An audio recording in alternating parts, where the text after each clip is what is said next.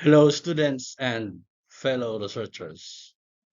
I am going to discuss your favorite sampling formula. This article was written by myself and by my wife, Meann.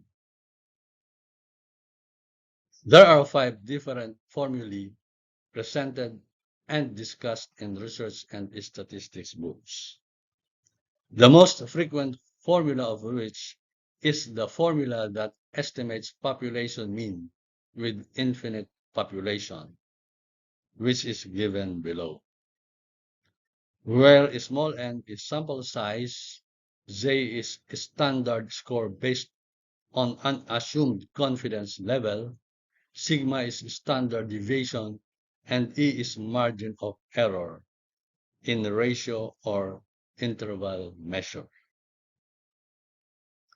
This is followed by the formula that estimates population proportion with infinite population, where small n is sample size, J is standard score based on unassumed confidence level, P is assumed proportion in decimal, Q is 1 minus P, and E is margin of error in decimal.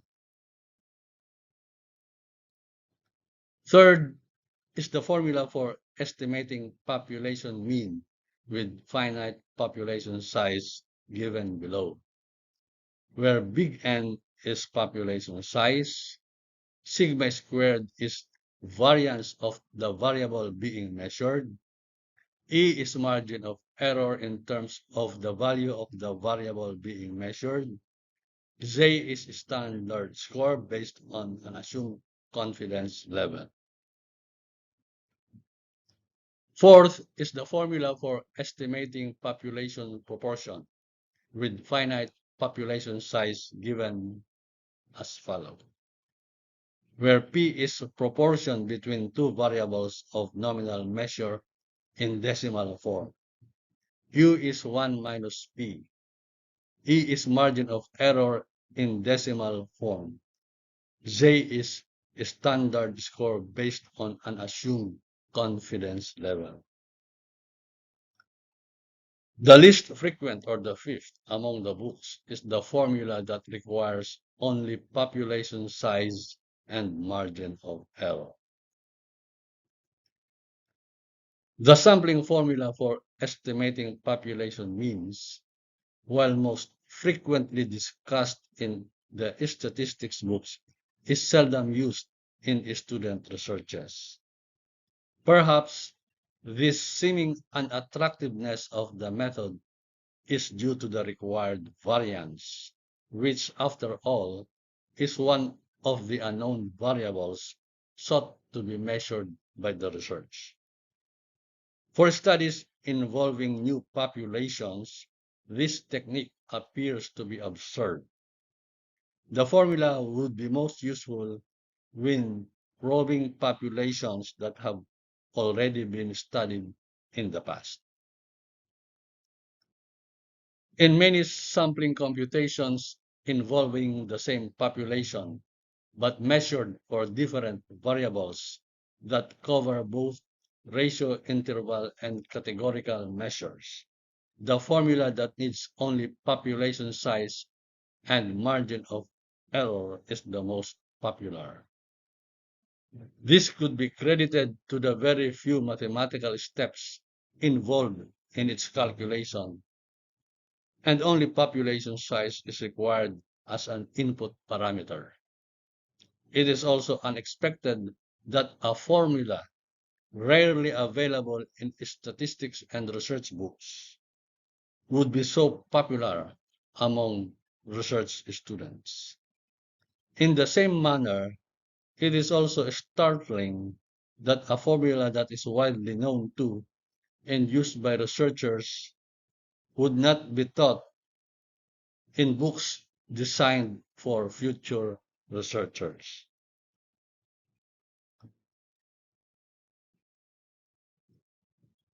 This is the most popular formula. These authors, Meann and Ed, will show proof that it is derived from that one that estimates population proportion with finite population. This formula, the formula that estimates population proportion with finite population is given below. How P, Q, and Z became invisible in the formula is discussed in the following derivative steps. Proportion P, Q, and Z disappeared because they were replaced by actual values. Proportion P is assumed to be zero point 0.5, which automatically resolves to a Q value of zero point 0.5, since Q is equal to 1 minus P. The number zero point 0.5 is the p-value that yields the highest possible sample size, as validated by these authors and as explained by Madsen and Moesterberger. The standard score Z of 2 arises from a confidence level of 95.44%. How this was determined is presented in the following process. Set the confidence level at 95.44% or 0.9544. From this value, define the level of significance, that is 1 minus 0.9544 or 0.0456. This matter is two-tailed, so divide 0.0456 by 2, resulting to 0.0228. Subtract this value from 0.5, that yields a result of 0.4772. Locate the Z value of 0.4772 from the Z table. The critical value Z is equal to 2. How the minus 1 and n minus 1 disappeared is explained below. When n is very large, the sample size formula reduces 1 to 0 or negligible. Substituting the assumed actual values to P, Q, and Z and removing 1 thus translates our equation to the following.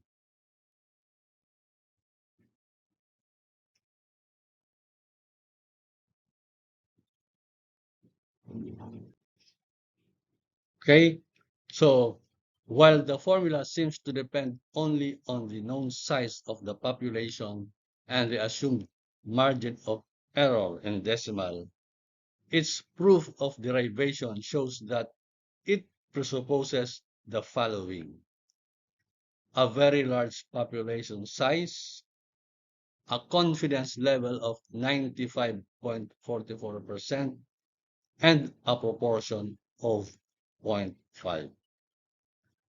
It is originally designed for research variables with categorical measures. Using this derivative formula, a maximum sample size each will result for any given margin of error, no matter how big the population size is. For instance, at e equals 0.1, the maximum possible sample size is 100, and at e equals 0.05, the maximum possible sample size is 400, no matter how many thousands of billions the population size is. It must also be noted that when the size of n does not make one negligible, or n is not very large, the derivative formula is different. It is shown on the screen below.